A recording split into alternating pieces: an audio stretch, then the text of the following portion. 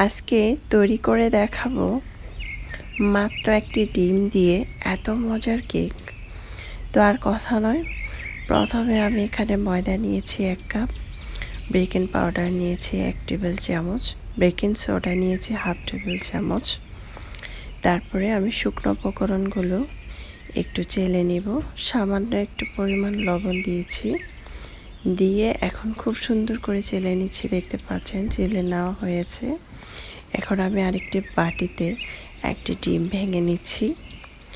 ডিমটাকে দিয়ে আমি এখানে দিয়ে দিব চিনি। আমি এখানে চিনি দিয়েছি 1 কাপ। আপনারা চিনিটা আপনাদের স্বাদ অনুযায়ী দিবেন। তারপরে আমার বাসায় আমি সবসময় কেক তৈরি করলে এভাবে তৈরি করে থাকি। বাসায় ডাল ঘুটুনি দিয়ে এভাবে করে হাত দিয়ে এভাবে ঘুটনি দিয়ে ডাল যেভাবে গোটা হয় সেভাবে ঘুরতে থাকবেন, দেখবেন খুব সুন্দর ফেনা উঠে যাবে আর খুব সুন্দরভাবে কিন্তু চিনিটাও গলে যাবে আর এরকম ফেনা উঠবে। এখন আমি অল্প অল্প করে তেল দিয়ে দিচ্ছি। প্রথমে 2 টেবিল চামচ দিয়ে দিলাম, দিয়ে আবারও অনবরত নেড়েচেড়ে দিচ্ছি। প্রায় 2 থেকে 3 টেবিল চামচের মতো তেল দিতে হবে। তারপরে ভ্যানিলা এসেন্স দিয়ে দিচ্ছি 1 টেবিল চামচ। বাসায় ভ্যানিলা এসেন্সটা না থাকলে সেক্ষেত্রে এখানে লেবুর শোকা দিতে পারেন। লেবুর খোসাটা দিলে খুব সুন্দর একটি ফ্লেভার আসবে। এ পর্যায়ে শুকনো উপকরণগুলো দিয়ে দিলাম আর 1/2 কাপ গুঁড়া দুধ দিয়ে দিলাম। বাসায় লিকুইড দুধ থাকলে সেটাও দিতে পারেন। গুঁড়া দুধটা দিলে কেকটা খেতে অনেক বেশি মজাদার হবে। এখন আমি হালকা কুসুম গরম পানি দিয়ে খুব সুন্দর একটি গোলা তৈরি করে নিব।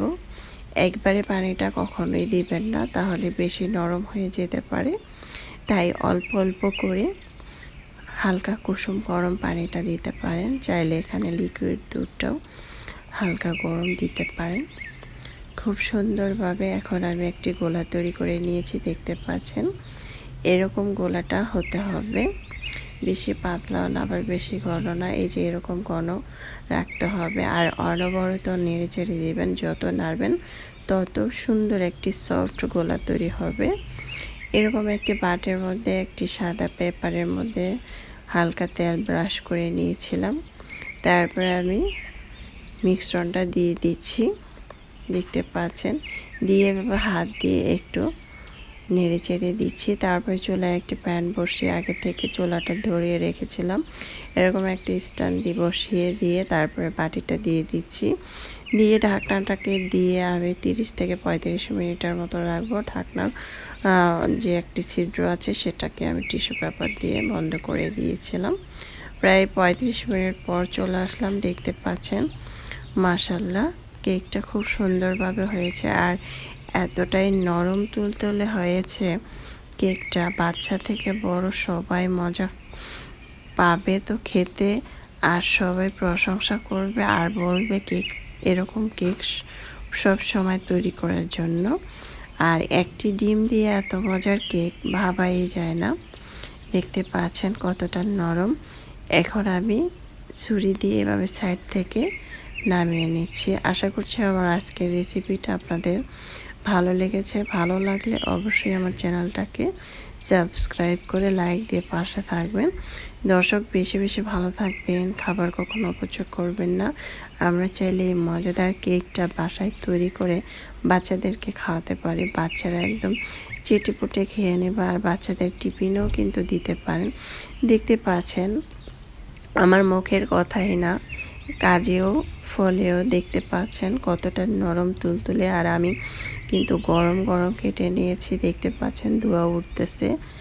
এখন আমি একটি ছুরি দিয়ে সুন্দর করে এটাকে কেটে নিচ্ছি। আপনাদের পছন্দ মতো আপনারা কেটে নিতে পারেন। আমি এভাবে করে কেটে নিয়েছি। নিচের অংশটা খুব সুন্দর কালার আসছে।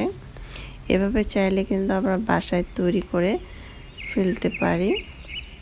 আমার রেসিপিটি যদি আপনাদের ভালো লাগে তাহলে অবশ্যই আমার চ্যানেলটা সাবস্ক্রাইব করে লাইক দিয়ে পাশে থাকবেন। আর আজকের কেকটা আমার কেমন হয়েছে অবশ্যই কমেন্টসে জানাবেন। আপনারা চাইলে বাসায় ট্রাই করতে পারেন। আল্লাহ হাফেজ।